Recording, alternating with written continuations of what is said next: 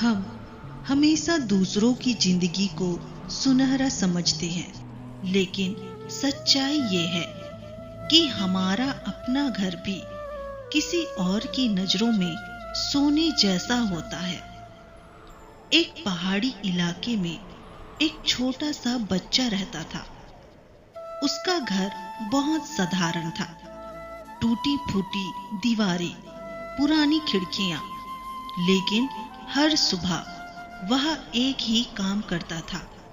वह अपने घर की खिड़की से दूर पहाड़ी के उस पार एक दूसरे घर को देखा करता था। उस घर की खिड़कियां सूरज की रोशनी में चमकती थी। ऐसा लगता था जैसे वो खिड़कियां सोने की बनी हो। बच्चा रोज सोचता, काश मैं उस घर में रहता। कितना खूबसूरत होगा वो घर। मेरी जिंदगी कितनी अच्छी हो जाती। धीरे धीरे उसके मन में अपने घर के लिए नाखुशी बढ़ने लगी। उसे अपना घर अच्छा ही नहीं लगता था। एक दिन उसके पिता ने कहा, आज तुम घर पर रहो, मैं भेड़ चराने जा रहा हूं। बस यही मौका था जिसका उसे कब से इंतजार था। पिता के जाते ही वह बच्चा उस सुनहरे घर की तरफ निकल पड़ा। पहाड़, खेत, रास्ते, वह चलता ही गया। वह थक गया, लेकिन रुका नहीं। शाम होने लगी जब वह आखिरकार उस घर तक पहुंचा।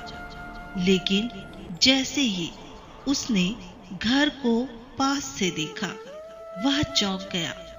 वह घर वैसा बिल्कुल नहीं था। ना ही कोई सुनहरी खिड़कियां, ना कोई चमक, बस एक साधारण सा पुराना घर। बच्चे की आंखों में हैरानी थी। उसने दरवाजा खटखटाया। दरवाजा खुला और बाहर उसी की उम्र का एक बच्चा आया। उसने पूछा, तुम यहाँ क्यों आए हो? बच्चा बोला, मैं उस सुनहरे घर को देखने आया था। दूसरा बच्चा मुस्कुराया और उसे अंदर ले गया। फिर उसने अपनी खिड़की से बाहर इशारा किया।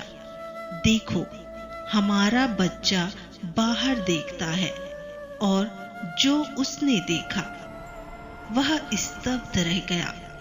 दूर पहाड़ी के उस पार सूरज ढल रहा था और उसकी किरणें सीधे उसके अपने घर की खिड़कियों पर पड़ रही थी। वही घर जिसे वह हमेशा साधारण समझता था, अब सोने की तरह चमक रहा था। उसकी आंखों में आंसू आ गए। उसे समझ आ गया, हम हमेशा दूसरों की जिंदगी को बेहतर समझते हैं, लेकिन कभी अपनी जिंदगी को उस नजर से नहीं देखते। हम तुलना करते हैं, उसके पास ये है, मेरे पास ये क्यों नहीं? उसकी जिंदगी बेहतर है। लेकिन सच्चाई ये है, जो हमारे पास है वो किसी और का सपना है। तुलना करना बंद कर दीजिए। जो मिला है उसे देखिए, उसे महसूस कीजिए। दोस्तों, मैं हूं हेमा, और अगर ये कहानी आपके दिल को छू गई हो तो आज से एक काम जरूर कीजिए। हर दिन अपने पास जो है उसके लिए शुक्रिया कहिए।